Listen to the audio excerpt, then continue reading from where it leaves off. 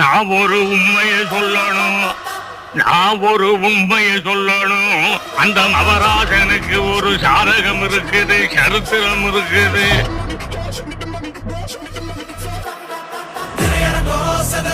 இவ பேர் முழுங்க கலக்கட்டும், பொடுசுகளா கதறட்டும், விசுமறக்கட்டும்.